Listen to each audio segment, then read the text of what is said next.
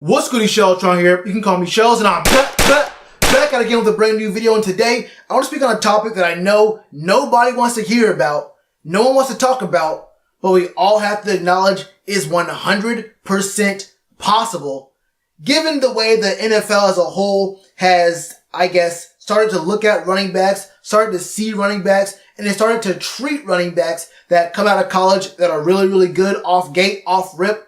And when you see teams start to use running backs very, very heavily on their rookie contract, you have to start to wonder to yourself, will this team go ahead and use them for their first 4 years of the contract, get that fifth year option, and then will they go ahead and put their franchise tag, and then let them go? Because we've seen that happen a couple times with obviously talented running backs. And if you're a fan of the Panthers, you have to acknowledge that we have a very young, very obviously talented running back that we use very, very heavily. So the question you have to ask is, will Christian McCaffrey, who technically is on the last year of his deal in this upcoming season, unless the team does do the fifth year option on him, would he consider holding out this offseason into next season for a new contract? And I know you're thinking right now, you're thinking, wait, the Panthers would never do the fifth year option and then try to franchise tag Christian McCaffrey 2 straight years. This is a classy organization. They would never put the bottom line over a player's feelings. Now, if it was one of these guys who were on the fringe or not really a big name kind of guy, we would maybe think about, well, it wouldn't be a big deal. But Christian McCaffrey, a guy that we all acknowledge has been the whole team for the past 2 years straight, right? We can agree that Christian McCaffrey has been basically the only member of the Carolina Panthers for the last 2 years. The team has gone and went how Christian McCaffrey has gone and went. That's just plain facts, into the story right there. But the fact does remain that no matter how much a team and a franchise talks about how the team is a family and how things are lovey-dovey and all that kind of stuff, it is still a business. And at the bottom line, giving running backs a second big contract has maybe not worked out for some teams as well as others. And the biggest names you think about when you hear this is probably guys like David Johnson, DeMarco Murray, who played for the Cowboys, who got just ran to the ground, had one of the best years ever. And this cold cut, the guy almost had 2,000 yards on the ground alone. And they said, hey, we'll just go ahead and we'll draft a guy in the first round. You out of here, brother. And a guy like Le'Veon Bell, who I think most people think about as this being the best example of a guy who actually was franchise tagged 1 year. He said, I don't want to be franchise tagged. They said Le'Veon Bell, a guy that we've run into the ground a number of times, a dude who in his rookie season almost had 300 touches, and except for the year he got suspended, he's always been above 1,000 yards rushing with the Steelers. And you can just see in these stats right here, he got so many touches in Pittsburgh every single year. In the 5 years he was there, he had over 1,200 rushes and over 312 receptions. That's over 1,500 touches recorded on Le'Veon Bell in the 5 years he spent on the Steelers. And keep in mind, he did play on the franchise tag in 2017. Now, for some of y'all who don't know what the franchise tag is basically the team betting against you. They're saying, we'll pay you I think it's the average of the top 5 guys at your position, but it's only a 1 year deal. So if you get injured, the team's not out any money. They're not out any years. They're not out very much guaranteed money. It's still a decently high contract, but it's not the same kind of money you would probably be getting if you actually got a longer term deal where you were actually paid for what you were actually doing on the field and what you could do for the team long term. It's a nice way of saying we want you, but we don't really want to pay for you. And that's really not a nice way to do anything, honestly. That's one of the worst ways to do anything. But the franchise tag, for the most part, is insulting for most players. And Le'Veon Bell, you can say the Steelers were okay not to pay him. You can say he dropped off or they had James Conner. But when you think about it, James Conner spent this whole year injured, basically, right? And you see how many touches that Le'Veon Bell had, and he has still been healthy. You're not just paying for talent and numbers. You're paying for that over the long haul. And if James Conner shows that he is injury prone in the least bit, it may not have been a good call on that side. You can look at his stats with the Jets and say, wow, Le'Veon Bell really did just fall off. He didn't even crack 1,000 yards this season. only 800 yards this season and only 3 rushing touchdowns. That is horrible. And the Steelers really did make the right decision not keeping this man Le'Veon Bell. If you hear anyone ever make that statement, immediately stop listening to them and what they have to say about football, because they have never even seen a football, could not describe the shape of a football to you off top of their head. Le'Veon Bell on the Jets, they had no O-line, and for a month, they had no quarterback, so teams just packed the box, and with no O-line anyway, he really could not run. And even when Sam Darnold came back, their receivers are decent, but honestly not that great, and most teams understood, if we can just go ahead and pack the box against Le'Veon, then we can win this game easily. They're not going to beat us through the air with Sam Darnold right now. I think Darnold's going to be a good quarterback soon, but right now was not really the time. There was no way any running back was going to look good in that Jet system. And remember, the head coach didn't even want him. The head coach didn't even like him. And the head coach, Adam Gase, is the same dude who's made a lot of different running backs look very, very bad in his system. So that's a aside here. We're here to talk about Christian McCaffrey and what exactly he's done for this team.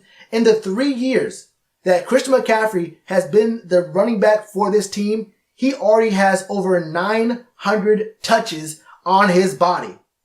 Over 900 touches in 3 years. The stats are right here for you. You can see that between his rookie season and his second year in the league in 2018, he went up 100 rushes from 117 to 219. This past season, he went up 70 from 219 to 287.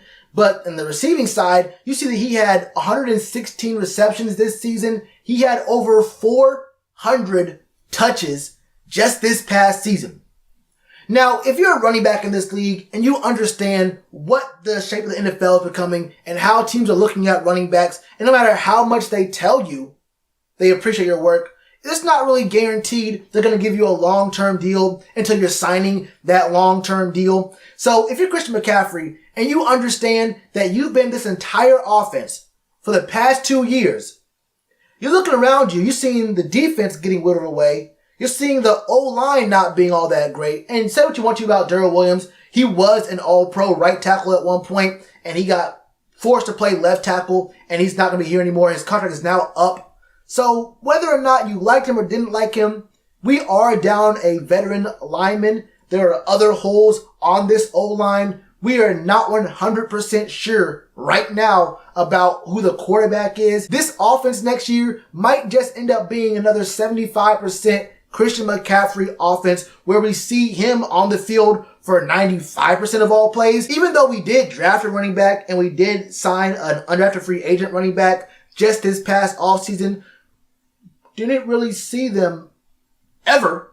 But the fact does remain that we're probably going to see a lot of Christian McCaffrey moving forward. I think we can all agree that we're going to see a healthy dose of Christian McCaffrey for this offense, no matter who the OC is. So even though from a team perspective, maybe as a fan, you might think this is not a really good move right now because this team does not have all that much cap room to work with, especially considering there's a lot of holes that are going to need to be filled, and you can't fill every single hole with rookies from the draft because you have to pick a first round pick. It has to be a second round pick. There's going to be a third round pick. And at some point, if you're hoping for fourth and fifth and sixth round picks, if you're betting on day 3 guys to come in and produce at a high level, at a starter level, at multiple positions, you might be in for some disappointment.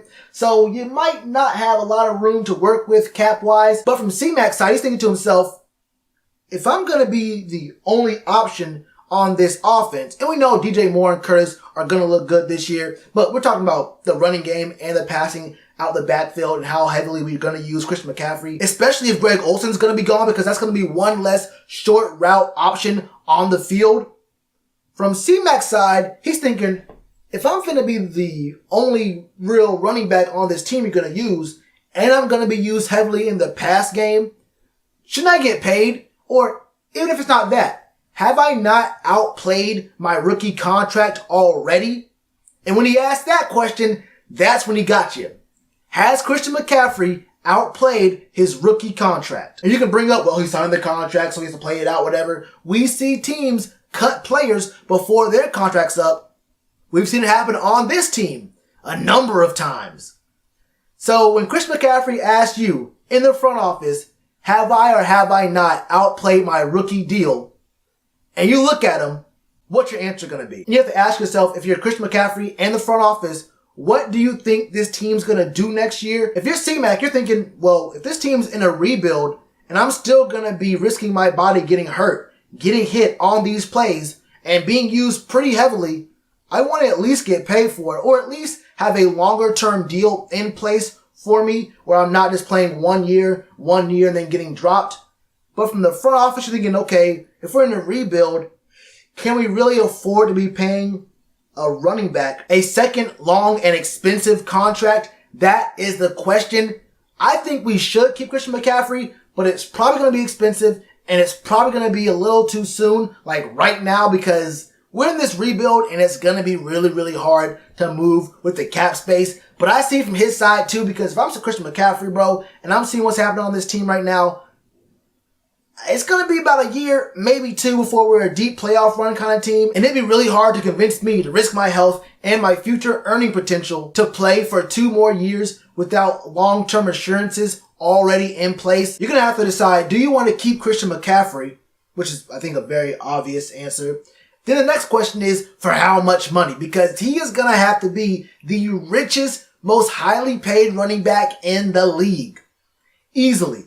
He's obviously the most talented. He put forth the most production this season. Derrick Henry's been a beast. I'm not going to look, I ain't going to take anything away from Derrick Henry. Derrick Henry been doing his thing for a while now, and he's doing his thing right now. But he is not a pass-catching threat in the same way that Christian McCaffrey is. Christian McCaffrey is in very, very, very special company, being one of the only, 3 players to have 1,000 rush yards and receiving yards. Really, he's the only part of the offense you can depend on, other than, DJ Moore. But for the most part, Christian McCaffrey has been this offense for the past 2 years. You have to decide, is he worth that money? You're going to lose in free agency if you want to keep him. And that's a big ask. I think it's a pretty obvious answer. You want to have Christian McCaffrey, but that means you definitely can't sign other dudes. And it's going to be even harder to sign Cam Newton to a long-term deal. The kind of deal that he won't feel disrespected by. So while I can't say for sure that C-Mac will try to hold out for a long-term deal, I can say he is in a power position to do it right now. He kind of deserves it right now. And in the same kind of vein as I said about Cam Newton, if you're going to have this man, Christian McCaffrey, take these hits and be on this team during this rebuild period, you got to pay him. You got to pay him. Make it worth his while, because he is in the position to say, y'all need me more than I need you right now, because look, if I don't play, that's the production on the field that's gone. That's also ticket sales that's gone. Imagine a team with no Cam, no Christian McCaffrey, no Luke, and maybe no Greg Olsen. Who are Panthers fans coming out there to see? Who name the big ticket players under contract right now that aren't named those guys? So, look, I don't know if he's going to do it, but if he were to do it, I understand it. And if he were to do it, he is in a power position to really make moves and honestly put the squeeze on this team, because I have a really bad feeling. I have a really bad feeling with the way this rebuild's going and the way that we're going to have some money in free agency and the way that we're looking at, we're not going to be winning the next couple years. I can really see us doing that 5th year option on him after this upcoming year, and then franchise tag, and then not re-signing him. I can see it from both angles. I really can. And there is no team in the league who is above doing that. Simple as that. That's how I feel about it, but I want to hear from y'all. What do y'all think? Do you think Christian McCaffrey would try to hold out for a contract? Do you think he should try to hold out for a contract? And do you think it is smart for a running back who has outplayed their rookie deal to try to find some long-term assurances for their career if they're going to be used so heavily and hit so often on a team that it might be in a rebuild? Let me know all your thoughts in the comments below. And you already know to do with that like button. Cheers to you, appreciate the chance. Been told y'all I been the man. Been told y'all I had the gift. Tell a friend to tell a friend. Real ones gonna recommend. Count this as another win.